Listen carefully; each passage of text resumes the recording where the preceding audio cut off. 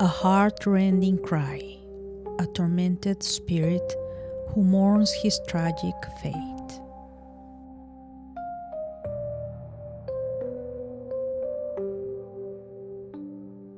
Hi friends, welcome to another episode of the Chronicles of the Unexplained podcast.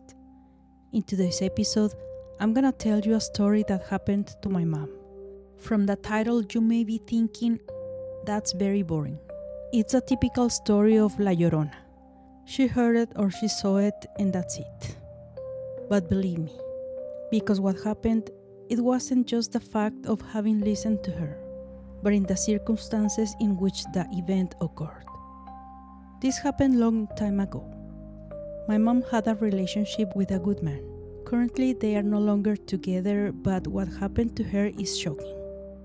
Out of respect for those involved, I won't say the real names. Let's call him Jerry. My mom tells me that before going to live in that house, she had never experienced what I'm going to tell you. All the events she experienced were while she was living in that specific house. It turns out that she met Jerry and they start a relationship. After a while, my mom moves in with him. Jerry has a son from his previous marriage. Let's call him Rudy. My mom says that right away when she arrived to that house, she began to feel so sad. Although in other aspects of her life, she was calm and happy. There was something in that house. She says that she was always crying and it was something that she couldn't explain, since that sadness was only when she was there. She never paid attention to that little detail. Well, wasn't really a small detail.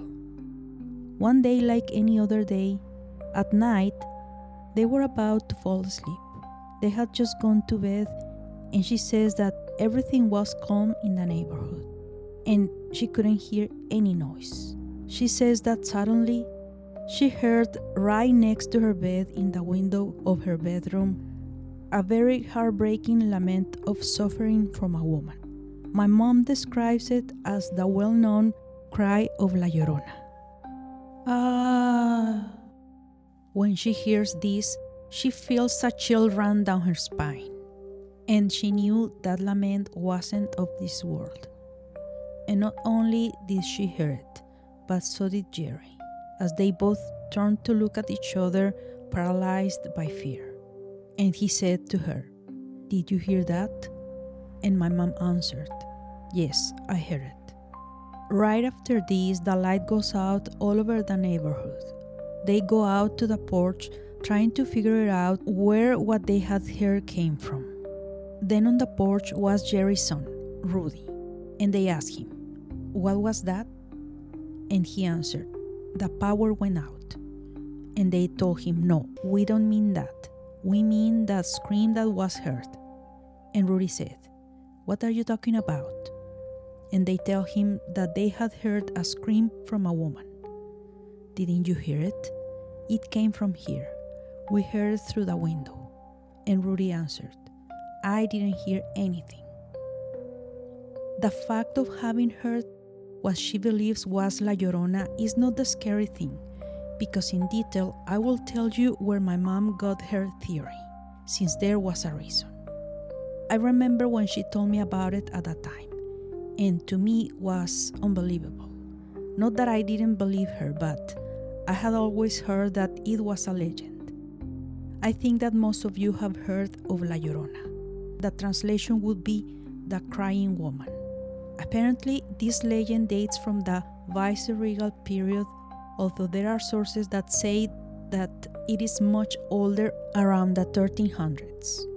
And although it is attributed that it happened in Mexico, there are other Latin American countries that confirm this legend, because there are many witnesses of having heard it, to such an extent that even in border cities between Mexico and the United States, it has been heard.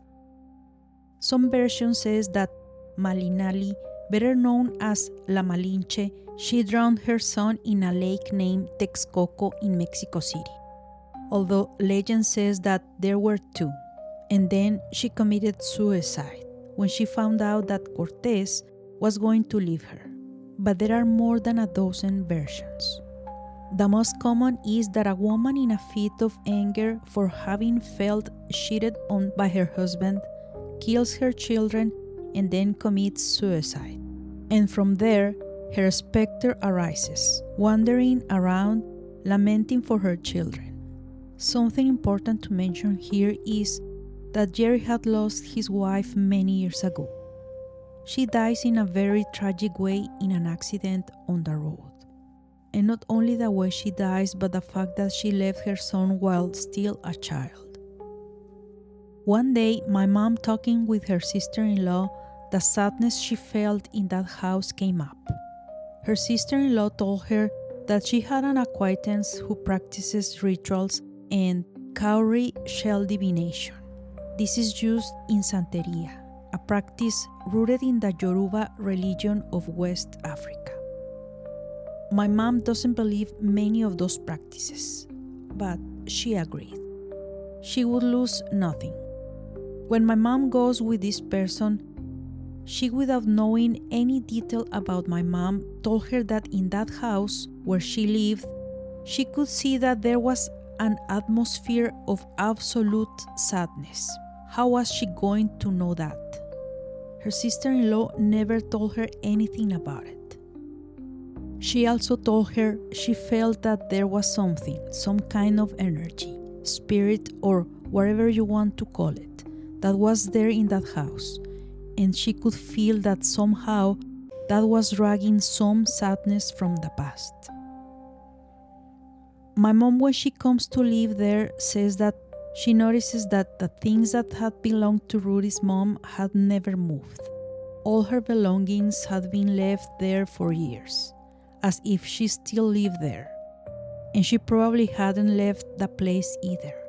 The things that she used, such as sewing machine, clothing, and so on, were intact.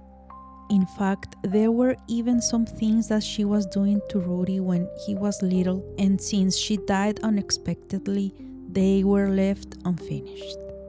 The heartbreaking scream that my mom and Jerry heard was not a coincidence. Something important that I need to mention is that the house was located very close to a canal or part of a river. According to legend, people who have claimed to have heard or seen the specter of the weeping woman always agree that there are places nearby either a river or a lake, since legend says that it appears near rivers, lakes, streams, and ravines. Her heart-rending lament became a curse that condemns her to wander eternally in search of her lost children. It is also said that water would be the portal that attracts this specter. Coming back to the story, my mom thinks that the poor and unfortunate woman, having left so unexpectedly, even in the afterlife, continues to take care of her son, and that sadness that my mom felt was the way that the poor woman expressed from beyond. And although Rudy is already an adult, for a mother, a child will always be her baby. If you liked the episode, please share it with someone you know loves paranormal or unexplained stories. Follow me on different podcast platforms to receive notifications whenever a new episode comes out. Follow me on social media where I share previews of new episodes before they are published. Instagram, TikTok, and YouTube as unexplained.enigma. Facebook, Chronicles of the Unexplained. Thanks for listening and see you all in the next unexplained story.